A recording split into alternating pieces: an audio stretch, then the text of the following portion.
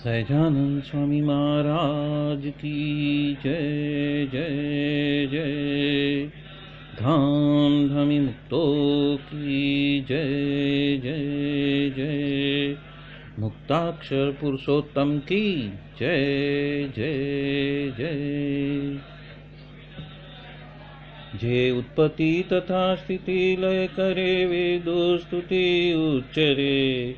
जे नरोम सुचिद्रमाणु समा ब्रह्मांड कोटि परे। माया काल रवि शशि सुरगणो आज्ञान लोपेक्षण। एवाक्षर धाम नाधिपति श्री स्वामी नारायण। महाध्यानाभ्यासं विदतमजस्त्रं भगवत पवित्रे सम्प्राप्तं स्थितिमतिवरे कान्तिकवृषे। सदानन्दं सारं परमहरिवार्ताव्यसनिनं गुणातीतानन्दं मुनिवरमहं नौमि सततम्। अनेकेभ्यो सद्भ्यो विमलहरिविज्ञान ददतं। भुविर्ब्राह्मी विद्या हरिवचनरूपामुदयतं। हरिध्यानासक्तं शुभगणमनाद्यक्षरमहं गुणातीतानन्दं सकलगुरुमुदे मुनिवरम्। सहजानंद स्वामी महाराज की जय जय जय। सहजानंद स्वामी महाराज की जय जय जय। धाम धमी मुक्तों की जय जय जय। सर्वगुणातीत स्वरूपों की जय जय जय। अनादि मूल अक्षर मूर्ति सद्गुरु श्री गुणातीतानंद स्वामी की बातें, उसका प्रकरण 6 सर्वदेशी समझन, और उसमें बात 4 आज हम ले रहे हैं। ये जो नियम है वो बहुत बड़ी बात है, और जिस दिन धर्म में फर्क पड़ता है उस दिन तो कोई भी बात खड़ी नहीं रह पाएगी, माने कि सिद्ध नहीं हो पाएगी। इसलिए नियम सजग होकर उसका पालन करना है, और वो एक बहुत ही विशेष बात है। हमने अभी शब्दशः जो बात है अनादि मूल अक्षर मूर्ति गुणातीतानंद स्वामी की वो सुनी। उसमें जो नियम है उसके ऊपर स्वामी अपना लक्ष्य केंद्रित कर रहे हैं। 2 प्रकार के नियम हैं। एक तो भक्ति संबंधी नियम है और एक स्वधर्म संबंधी नियम है। जहाँ तक वचनामृत और गुणातीतानंद स्वामी की बातें या तो स्वामीनारायण संप्रदाय के ग्रंथों की बात है, तो भक्ति संबंधी नियमों में त्यागी और गृहस्थों को नवोदय भक्ति संबंधी जो भी नियम पालन करने हैं, जैसे कि नित्य पूजा करना, मंदिर में दर्शन करना, कथा सुननी, सेवा करनी, नाम स्मरण करना, कीर्तन गाना और सुनाना वगैरह सारी बातें आ जाती है। और जब स्वधर्म संबंधी नियम होते हैं तब त्यागियों के लिए जो पंचवर्तमान कहा है, जो कि निर्लोभ है, निष्काम है, निस्वाद है, निस्नेह है और निर्माण है, वो त्यागी संबंधी पंचवर्तमान के नियम हैं। और गृहस्थ के पंचवर्तमान के हिसाब से व्यभिचार न करना, चोरी नहीं करनी, मांस नहीं खाना, दारू वगैरह जैसे व्यसन नहीं करना और अशुद्ध आहार नहीं करना, उसके संबंधित जो नियम है उसकी बात यहाँ पे महाराज कहना चाहते हैं। उसके उपरांत नियम का संबंध जो है नीति नियम के साथ में भी आता है। जैसे कि नीति नियम यानी कि धाराधोरण, यानी कि मर्यादाएं, यानी कि जो शर्तें रखी है उसका पालन सभी से अपेक्षित है। ये नीति नियम अपने कुटुंब के अंदर भी सभी कुटुंबिक सभ्यों के आपस में जो व्यवहार करने के नियम हैं वो भी नियम आते हैं। कुटुंब के पड़ोसी वगैरह के साथ में कैसे बर्ताव करना उसके भी नीति नियम हैं। फिर कुटुंबी के जो प्रियजन हैं या तो संबंधी है उसके साथ में कैसे व्यवहार करना, नित्य नियम क्या है। और उसके उपरांत ज्ञाति के नियम क्या है। उसके उपरांत आप यदि शिक्षण संस्था में जाते हैं, स्कूल कॉलेज में जाते हैं तो उसके नियम धर्म क्या है। कॉलेज में जाते हैं तो भी उसके नियम धर्म क्या है। यदि आप संसारिक जगत में जाते हो तो वैवाहिक जीवन के नियम धर्म क्या है। फिर यदि आप कोई जिस देश में से शहर में रहते हो उसके नीति नियम क्या है, उस नीति नियम के बारे में यहाँ पे गुणातीतानंद स्वामी बात कर रहे हैं। अभी नीति नियम मतलब कि आचार और आचरण, व्यक्ति का व्यक्ति के प्रति और व्यक्ति का संस्था के प्रति या तो व्यक्ति का कुछ समूह के प्रति उसका आचार आचरण समझ कैसी होगी। नियम का और एक मतलब होता है कि आज्ञा क्या है, हुक्म क्या है, आदेश क्या है, उसका हमें पालन करना, उसको भी नियम कहा गया है। ऊपर से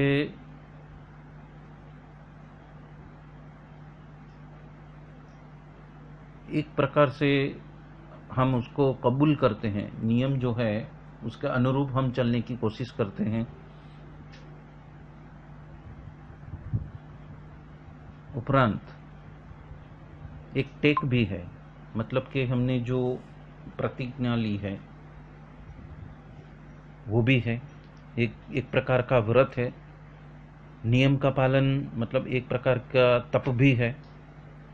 तो स्वामीनारायण संप्रदाय में मुख्य 11 नियम पालन कहे हैं, जिसमें से पहला है हिंसा का त्याग, दूसरा है परस्त्री का त्याग, तीसरा है मांस भक्षण का त्याग, चौथा है मद्यपान का त्याग, पांचवा है विधवा स्पर्श का त्याग, छठा है आत्मघात का त्याग, सातवां है चोरी का त्याग, आठवां है मिथ्या अपवाद का त्याग, नौवां है देव निंदा का त्याग, 10वां है जो भक्ष्य नहीं है ऐसा अन्न नहीं खाने, और 11वां है विमुख के मुख से कथा सुननी नहीं। उसके उपरांत पातंजल योग सूत्र में भी 5 नियम बताए हैं।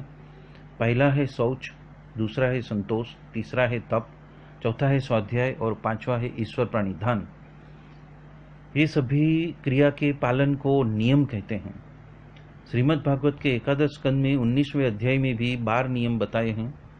उसमें पहला है अंतर का शौच, दूसरा है बाह्य शौच, तीसरा है जप, चौथा है तप, 5वां है होम, छठा है धर्म का आदर, 7वां है अतिथि सत्कार, 8वां है परमात्मा का पूजन, 9वां है तीर्थों में घूमना, 10वां है अन्य के शुभ के लिए प्रयत्नशील होना, 11वां है संतोष, 12वां है आचार्य की सेवा। उसी प्रकार योग कौस्तुभ के नियम के भी 10 प्रकार बताए हैं।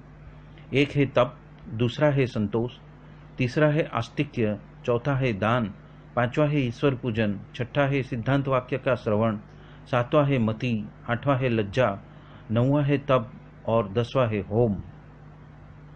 याज्ञवल्क्य संहिता में होम के स्थान पे व्रत बताया है। याज्ञवल्क्य स्मृति में 10 नियम की गिनती आती है। स्नान, मौन, उपवास, यज्ञ, वेदपाठ, इंद्रिय निग्रह, गुरु सेवा, शौच, अक्रोध और अप्रमाद। जैन शास्त्रों में भी गृहस्थ धर्म के अंदर 12 प्रकार के नियम बताए हुए हैं। प्राणातिपात विरमण, मृषावाद विरमण, अदत्तादान विरमण, मैथुन विरमण, परिग्रह विरमण, दिग्व्रत, भोकोपभोग नियम, अनर्थ दंड निषेध, सामयिक शिक्षाव्रत, देशावगासिक शिक्षाव्रत, पोषद और अतिथि संविभाग। तो जैसे जैसे हम अलग अलग धर्म और संप्रदाय के नियम की बात करते हैं, तो वो उस संस्था को फॉलो करने वाले, उस संस्था में ओतप्रोत होने वाले, उस संस्था के साथ में संलग्न होने वाले, वो सभी उस नियमों का पालन करते हैं, उस मर्यादाओं का पालन करते हैं, उस ठहराव का पालन करते हैं, उस निर्णय का पालन करते हैं। उसको एक तरफ से एक धारा भी कहा गया है, या तो एक कायदा कानून भी कहा गया है, एक धारा धोरण भी कहा गया है, एक रिवाज भी कहा गया है, एक दस्तूर है, या तो एक प्रथा है, या तो एक सिद्ध परंपरा है, या तो परापूर्व से चलती आई हुई जो रीत है, उसको भी हम नियम कहते हैं। जिसमें नियमितपना है वो उसका प्रमाण है। जो निश्चलता है उसको भी हम नियम कह सकते हैं। और एक हिसाब से वो एक फर्ज है, नियम पालन वो एक फर्ज है, एक बंधन है और एक निमंत्रण है, ताकि हम जीवन में आने वाले जो हर्डल्स है उसमें मर्यादा का पालन करते हुए हम जीवन को अच्छे से अच्छा बना सके। उसकी जो धारणा है उसको नियम कहते हैं।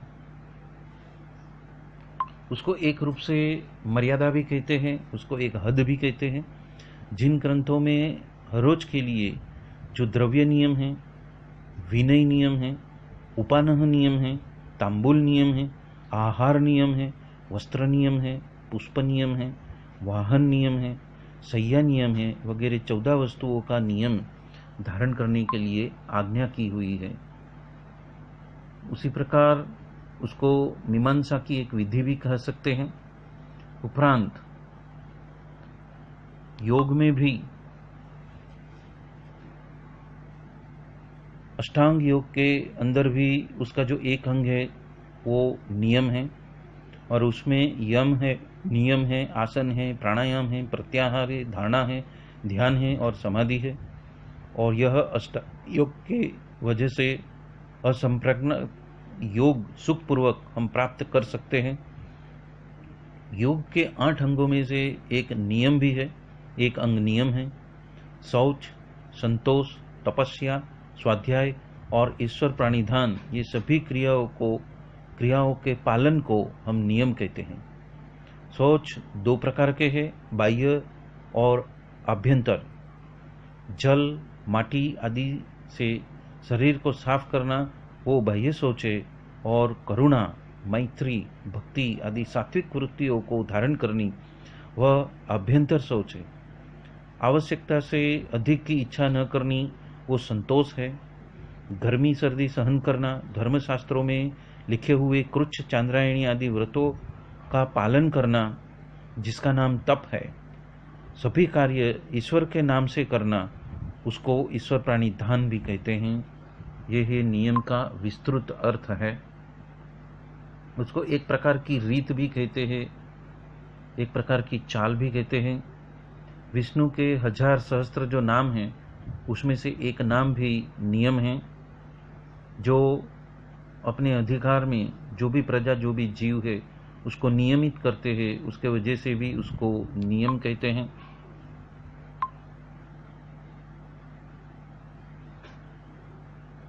नियम का दूसरा रूप है व्रत है, या तो प्रतिज्ञा है, या तो जो हम सौगंध लेते हैं उसको भी हम नियम कहते हैं, जो स्वेच्छा से लेते हैं।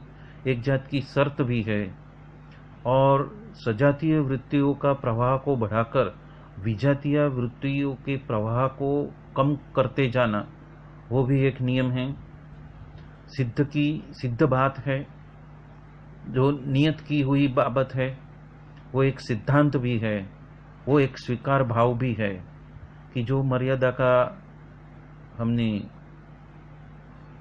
हर एक जीवन में, हर एक जीवों को उसका पालन करना है, वो एक टाइप की सौगंध भी है कि उस मर्यादा का हर व्यक्ति के साथ में, या तो हर समूह के साथ में, तो हर संस्था के साथ में, या तो हर जगह में, हर परिस्थिति में उसका पालन करने का जो हम प्रण लेते हैं उसको नियम कहते हैं।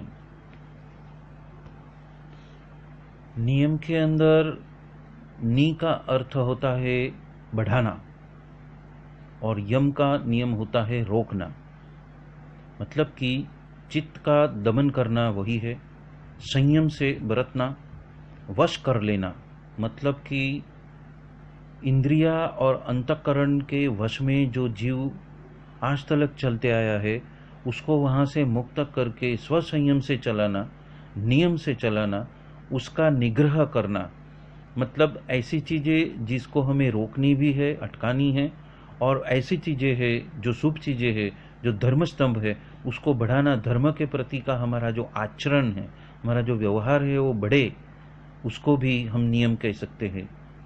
किसी भी प्राणी की हिंसा नहीं करनी, सभी के ऊपर समान भाव रखना, सम्यक रीत से बर्ताव करना, सत्य बोलना, जो हमें मिलता है उसमें संतोष रखना, और किसी के पास में हमें मांगना नहीं है। सोच, तप, स्वाध्याय, ईश्वर प्रणिधान वगैरह नित्य के कर्म करने, और यही यम नियम के स्पष्ट और सरल स्वरूप गिने जाते हैं।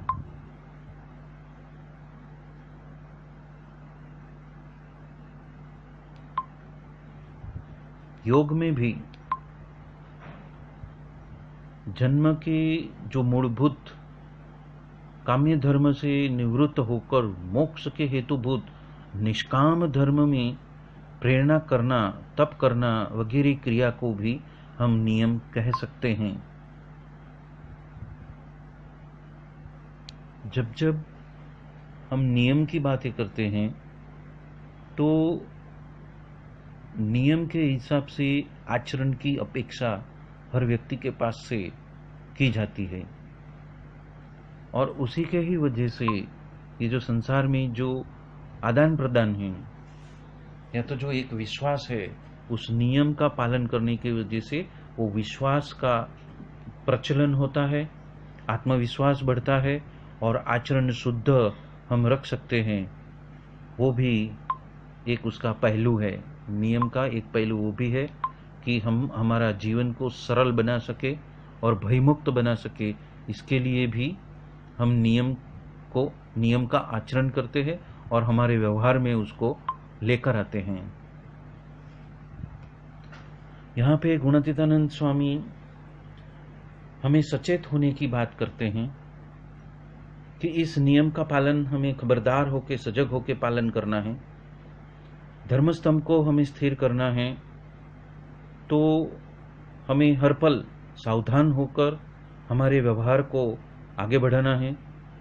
और धर्मस्तंभ के ऊपर स्थिर रहने के लिए यदि हम गाफलाई करेंगे तो कोई भी बात हम सिद्ध नहीं कर पाएंगे। और जो मुर्गी वासना का जो नाश करना है, इंद्रिय अंतःकरण के गुलामी से हमें मुक्त होकर, स्वतंत्र अक्षर मुक्त होकर जो हमें मुक्ताक्षर बनना है, उसको हम इसी जीवन में सिद्ध नहीं कर पाएंगे।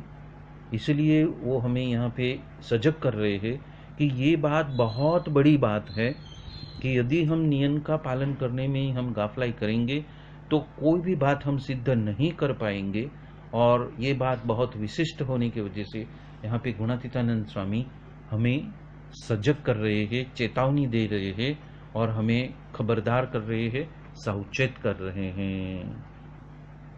अनादिमूल अक्षरमूर्ति गुणातीतानंद स्वामी ने जो बातें कही है, दिन रात जो बातें कही है, वो ब्रह्म विद्या को जीते जी सर कर लेने के लिए, उसमें फतेह पाने के लिए, उसमें वर्चस्व पाने के लिए, ब्रह्म वर्चस्व को स्थापित करने के लिए ये बातें कही है, दिन रात कही है। और उसमें उनका जो आशय है वो एक ही है कि हम सब ऐसे गुणातीत संतों के संबंध में आकर यदि उनकी आज्ञा का पालन करेंगे तो हमें जीते जी अक्षरधाम का सुख मिल सकता है। और वो सुख हम सबको मिले, उसके लिए उन्होंने ये दाखड़ा किया है, दिन रात दाखड़ा किया है। उन्होंने न सुबह देखी है, न मध्याह्न देखा है, न शाम देखी है, न रात देखी है, पर उन्होंने जीव के कल्याण के लिए विचरण भी किया है और बातें भी दिन रात कही है। और हर एक बात का उन्होंने मर्म समझाने की बात कही है और यहाँ पे बात 4 में एक वाक्य आया है कि उन्होंने इसके बारे में बहुत बात की है। हालांकि ये बात नंबर 4 को बहुत ही संक्षिप्त में लिखा है, लेकिन हकीकत देखा जाए तो इस बात को बहुत गहराई में गुणातीतानंद स्वामी लेके गए हैं। और जिस दिन हम उसका मर्म को, उसके भेद को समझ जाएंगे और उसका अनुपालन करेंगे, तो जिस प्रयोजन से, जिस ब्रह्म भाव को ब्रह्म भाव में स्थिर होने के लिए उन्होंने ये करुणा की है, वो करुणा का परिणाम हमें जीते जी मिलेगा। वो अक्षरधाम का अनुभव, अक्षरधाम का वो दिव्य अनुभव हम जीते जी यह देह होते ही कर सकेंगे। इसके लिए ये बात यहाँ पे की हुई है। स्वामीनारायण भगवान ने जीवों के ऊपर अनहद कृपा करके नीति नियम के रूप में उन्होंने शिक्षापत्री भी दी है। और इस शिक्षापत्री में जो नीति नियम बताए हुए हैं वो भी हम देख रहे हैं कि गुणातीतानंद स्वामी की बातों में ही प्रकरण 2 की 156वीं बात है। और इस 156वीं बात में महाराज ने जो नीति नियम कहे हैं उसकी बात हम ले रहे हैं। साधु के लिए जो उन्होंने नियम बनाए उसकी बात यहाँ पे की है, और उसके साथ साथ में जीव के लिए भी जो जो नियम बनाए हैं उसकी भी बात आती है। तो हम वचनामृत के गुणातीतानंद स्वामी के प्रकरण 2 की 156वीं बात हम ले रहे हैं।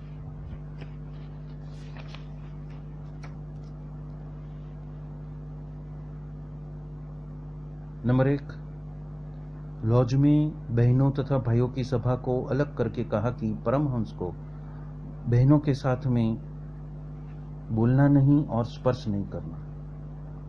नंबर 2, दो जन को ध्यान में आमने सामने बिठाकर उसमें उनको सोना नहीं और संकल्प भी नहीं करना। 3, लॉज में उन्होंने 5-5 को ध्यान में बिठाकर उसमें कुछ भी देखना नहीं और बोलना नहीं, और जिसको निंद्रा आती है उसको दड़े से मारना या तो छड़ी लगाकर उसको जगाना। 4, योग धारणा का उन्होंने शिखामण किया। अष्टांग योग की क्रिया भी सिखाई। व्यक्ति तथा पशु पक्षी वगैरह को समाधि कराई। सिरापुरी का सदाव्रत देना और खुद को लविंग या मरचा तथा मींढियावड़ खाने के लिए साधु को रोटला भी खिलाई। मंडल दीप ठाकुर जी की सेवा रखनी। परमहंस बनाना।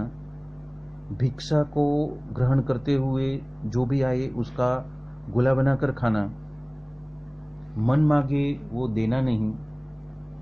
12वां, रात्रि में जंगलों में एक एक का शब्द न सुनना, उस तरह से रहना। 13वां, ठंडी के समय में पानी में श्रद्धा के हिसाब से बैठना। 4, शरीर में यदि खुजली आती है तो भी खुजाना नहीं। 15वां, खटरस नहीं खाना। 16वां, शरीर में सर्प या विछी चढ़ जाए तब भी बैठे रहना। 17वां, सर पे कुछ भी वस्त्र ओढ़कर रखना और अन्य जैसे घुंघटा में रहते हैं उस तरह रखना। मटका को जीत लेना, मतलब कि निंद्रा में जो हम मटका मारते हैं, नींद में जो हम झुक जाते हैं या तो थोड़ी बेहोशी आती है, उसको उसके ऊपर आधिपत्य पाना। खुले पग से चलना। गाड़ा वगैरह जैसे वाहन में बैठना नहीं, बैलगाड़े की बात कर रहे हैं, उसमें बैठना नहीं। अच्छी भिक्षा मिले तो वहां पे दोबारा नहीं जाना। यदि नींद आती है तो दड़ने पे बैठकर दाने को दलना, मतलब कि आटा पीसना। यदि झोले चढ़ जाते हैं तो ठंडे पानी से नहा लेना। 24वां, उठिंगन दे के बैठना नहीं। 25वां, झाड़ के नीचे बैठना नहीं। 24वां, ओघा जैसे अन्य पदार्थ का आश्रय नहीं लेना। 27वां, नाते नाते शरीर के ऊपर हाथ नहीं घुमाना। 28वां, संकल्प को पहचान कर क्रिया करनी। 29वां, जो वस्त्र खुद को पसंद है वो दूसरे को दे देना। 30वां, निर्जला एकादशी करनी। 31वां, एकादशी के उपवास के दिन यदि बहुत प्यास लगती है तो एक बड़ी पासेर पानी को पीना। 32वां, रात्रि के 4 पहर एकादशी का जागरण करना। 33वां, अढ़ी हाथ का एक हजूरिया हमेशा पहनना। 34वां, कॉपिन एक राखवी। 35वीं, गोदड़ी 3 पड़ की रखनी बनानी। 36वीं, मोमती बांधनी। 37वीं, सप्त धातु यदि अड़ जाए तो 25 बार हाथ धोना, साफ करना। 38वां, जो वस्तु आती है वो एक वक्त पंक्ति में खानी। 29वां, रुद्राक्ष का मणका जो बांधना है। 40वां, दिगंबर जैसे रहना। 41वां, टाट पहनना। 42वां, स्त्री का लाल वस्त्र यदि दिख जाए तो उपवास करना। 43वां, गुरु के आज्ञा के बिना दर्शन को लिए आए तो उसको निकाल देना। 24वां, गुरु की आज्ञा आती है उसको दर्शन देना। 35वां, उत्थान को पहचान कर क्रिया करनी। 36वां, हरि इच्छा यदि आती है तो एक बार घोड़ा को बनाकर खाना खाना। 47वां, अग्नि में तापना करना नहीं। 48वां, अग्नि को छूना नहीं। 49वां, 25 साल का हो उसकी कहेल बात सच्ची नहीं माननी। 50वां, जो उतरता क्रम में है उसको संस्कृत विद्या नहीं पढ़ानी। 51वां, आसन को जीत लेना, मतलब योगासन की बात करते हैं, आसन को जीत लेना। 52वां, सन्यासी नहीं रखना। 53वां, मंडल के ऊपर मंडल नहीं बनाना। 54वां, जो सामने मिलता है उसको भगवान की बुद्धि रखकर नमस्कार करना, मतलब कि उसमें भी भगवान ही हाजिर है ऐसा समझना। 55वां, मार्ग में हरिजनों से संभल के चलना। 56वां, कोई पदार्थ को सबके पास से मांगना नहीं, बड़ों के पास में ही मांगना। 57वां, यदि कोई अपमान करते हैं तो सहन करना। 58वां, बड़ी बड़ी बहनों को एक पैसा भर अन्न लेना। 59वां, पासेर अन्न ही खाना। 60वां, दादा खाचर के दरबार में आज्ञा के बिना जाना नहीं। 61वां, पदार्थ का संग्रह नहीं करना। 62वां, दौड़ना नहीं। 63वां, झाड़ वगैरह का रोपण नहीं करना। 64वां, पशु को रखना नहीं। 65वां, रात्रि को चलना नहीं। 66वां, घिस कर पग को धोना नहीं। 67वां, भगवान का पद गाकर ही पंक्ति में खाना खाने बैठना। 68वां, खाते खाते कुछ बोलना नहीं, सिर्फ भजन करना। 59वां, देश में जब भी घूमने को जाते हैं वहां पे कच्ची रसोई लेनी है। 17वां, गढ़ड़ा में साकर जो आती है उसको ही ग्रहण करनी। 71वां, देश में घूमने जाते हैं वहां सम्मान हो तो वो गांव को बदली कर देना। 72वां, औषध नहीं खाना। 73वां, भूत प्रेत मूठ चोर वाघ को देखकर डरना नहीं। 74वां, पैसा के पीछे घूमना नहीं। 75वां, ग्राम्य वार्ता करनी नहीं और सुननी भी नहीं। 76वां, बात करके सत्संग कराना। 77वां, नित्य एक जन को वर्तमान धारण कराना और कोई वर्तमान न ले तो एक लीले झाड़ को, एक हरे झाड़, एक पेड़ को वर्तमान धराकर ही भिक्षान्न खाना। 78वां, नित्य झोली को घुमाकर भिक्षा एकत्रित करनी। 69वां, नित्य सब कुछ जो भी मिला है झोली में वो सब कुछ मिक्स करके ही खाना। 80वां, नित्य जड़ भरत की बात करनी। 81वां, नित्य देह की निंदा करनी।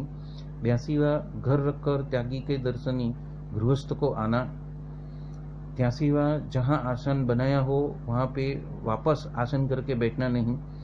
84वां, नीचे कुछ भी बिछाए बिना ही पृथ्वी के ऊपर लेटना। 85वां, सोने के बाद में यदि जाग आ जाए तो बाद में फिर से सोना नहीं।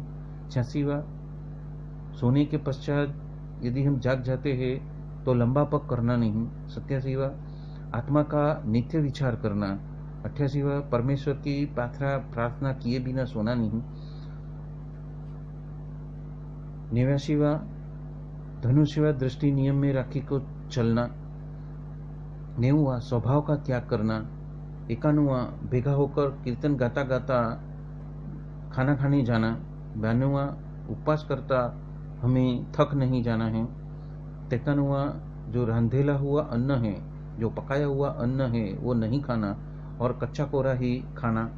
94वां वचन के हिसाब से ही वर्तन करना। हरिजनों ने कोठी के साथ साने थी दाना निकालना। हरिजन की कोठी में से ही दाना को निकालना। 56वीं बात, दिवस चढ़ जाता है उसके पहले ठंडे पानी से स्नान कर लेना। 57वां अपनी अपनी भिक्षा खाकर ही सबके साथ में मिलना जुलना। 98वां क्रोध जिनमें आता है वो उसको क्रोध जब तक उतरता नहीं है तब तक अन्यों के साथ में हड़हड़ करना। 99वां साधु का मंडल जब आते हैं तब दंडवत करना। 100वां बड़े साधु जब आते हैं तब खड़े हो जाना। 101वां अधोवायु जब छूटते हैं तो 25 दंडवत करना। 102वां शिरडी में से जो उपज है उसको खाना नहीं। 103वां दूध में से जो उपजता है वही खाना। 104वां निस्वादीपणे खाना खाना। 105वां कार्याणी में सभी हरिजन साकर लाते हैं उसमें से एक गांगड़ा ही एक टुकड़ा ही लेना ग्रहण करना। 106वीं सभी क्रिया में भगवान की मूर्ति की स्मृति रखनी। 107वीं लीला तृण के ऊपर पग नहीं रखना। 108वीं पानी में पग देकर चलना नहीं। 109वीं लीलोतरी शाका को खाना नहीं। 110वीं शालिग्राम की सभी को पूजा करनी है। 111वीं हाथ से रसोई भर के ठाकुर जी को नैवेद्य चढ़ाकर ही अन्न ग्रहण करना। 112वीं 9 प्रकार की भक्ति किए बिना ऐसे ही ठाला बैठे नहीं रहना। 113वीं पुरुषोत्तमपना की बात करनी और सभी को समझानी। 114वां गुरु होकर परमेश्वर की बात न करे और शिष्य सुनने के लिए न आए तो दोनों को एक एक उपवास करना। ऐसे कुल 114 प्रकरण उन्होंने चलाए थे और कुछ प्रकरण तो बहुत कम समय के लिए उन्होंने लागू किए थे। और तत्पश्चात श्री जी महाराज ने सत्संगी जीवन का ग्रंथ बनाया, ठाकुर जी के मंदिर बनाए, धर्म की प्रथा उन्होंने बांधी, मतलब कि नीति नियम बनाए और उनके साथ साथ में त्यागी तथा धर्मगुण तथा गृहस्थ का जो वर्तन है उसको बरतने की जो रीत है वो सत्संगी जीवन में धर्मामृत में निष्काम शुद्धि और शिक्षा पत्र में लिखकर उसके हिसाब से सबको बरतने के लिए आज्ञा की। और अपने अपने धर्म के हिसाब से यदि नहीं वर्तन होता है तो उनको हमारे संप्रदाय से बाहर है ऐसा समझना। इस तरह से श्री जी महाराज ने शिक्षा पत्री में सारे नियम लिख कर गए हुए हैं। इसी प्रकार प्रकरण 10 में बात 202 की बात में 80 धारा व्रत की बात कही है, जिसमें विष्णु को प्रसन्न करने के लिए ये व्रत धारण करते हैं। परिणीत युगल जितने समय ये व्रत लेते हैं उतने वक्त दोनों के बीच में तलवार रखकर वो सहन करते हैं, जिस वजह से ब्रह्मचर्य का भंग न हो। ऐसे तो और कई नीति नियम स्वामीनारायण भगवान ने और गुणातीतानंद स्वामी ने अपने वचनामृतों में उपरांत गुणातीतानंद स्वामी की बातों में कहे हैं, बताए हैं और उजागर भी किए हैं। शिक्षा पत्री में महाराज ने आसन को भी सिद्ध करने के लिए कहा है। उसमें से 84 आसन पैकी 5 मुख्य है, जिसमें से एक है पद्मासन, दूसरा है स्वस्तिकासन, तीसरा है भद्रासन, चौथा है वज्रासन और 5वां है वीरासन। इसकी भी आज्ञा उन्होंने कही हुई। इस बात 4 में गुणातीतानंद स्वामी ने कहा है कि यदि हम धर्म नियम का पालन चुस्तपणे से नहीं करेंगे तो धर्म स्तंभ में हम स्थापित करने में हम विफल हो जाएंगे या तो कोई भी बात सिद्ध नहीं होगी। तो यहाँ पे हमें वो एक प्रकाश डाल रहे हैं कि कामादिक जैसे 11 वाना है, जहाँ पे काम रूपी कसाई है, क्रोध रूपी चांडाल है, लोभ रूपी सर्व पाप का बड़ा बाप है, मान रूपी ब्रह्म राक्षस है, रस रूपी बड़ा रोग है, स्नेह रूपी प्रेत है, ईर्षा रूपी डाकण है, वासना रूपी भुतड़ी है, तृष्णा रूपी चुड़ैल है, और मोटप रूपी खबीस और देहाभिमान रूपी जो बड़ा पहाड़ सर पे पड़ा है, उसमें से बाहर निकालने का हमारा कोई भी यत्न जो है उसमें हम सिद्धता नहीं प्राप्त कर सकेंगे। ये बात को उजागर करने के लिए उन्होंने नीति नियम को बहुत ही बड़ी विशेष बात कही है, और इसके लिए हमें सजगता से वर्तन करना है और उसके प्रति हमें युद्ध में स्थापित होना है। हमारे मन के साथ में इंद्रिय अंतःकरण के ऐसे अधर्म के जो हमारे स्वभाव पड़े हैं उससे मुक्त होने के लिए हमें युद्ध करना है और नीति नियमों का पालन करना है। ये बात यहाँ पे गुणातीतानंद स्वामी बात 4 में उजागर कर रहे हैं। उपरांत शास्त्र में पंच महापाप कहे हैं, जिसमें एक है ब्रह्म हत्या, दूसरा है सुवर्ण चोरी, तीसरा है सुरापान और चौथा है गुरु स्त्री गमन। उपरांत इन चारों में से किसी का यदि संग किया तो वो पांचवा भी एक महापाप बन जाता है। तो इसको भी हमें नीति नियम से उससे दूर रहने के लिए हमें उसका पालन करना है। ऐसे दुराचार किए हुए व्यक्तियों से भी हमें दूरी बना के रखनी है, और इसी में से किसी का भी हमें संग नहीं करना है। जो इसका संग करता है तो उसको भी पंच महापाप में गिना गया है। इसी के साथ अनादि मूल अक्षर मूर्ति गुणातीतानंद स्वामी की बातें प्रकरण 6 सर्वदेशी समझन की बात चौथी हम संपन्न कर रहे हैं। बोलो सहजानंद स्वामी महाराज की जय जय जय। धाम धमी मुक्तो की जय जय जय। सर्व गुणातीत स्वरूपों की जय जय जय।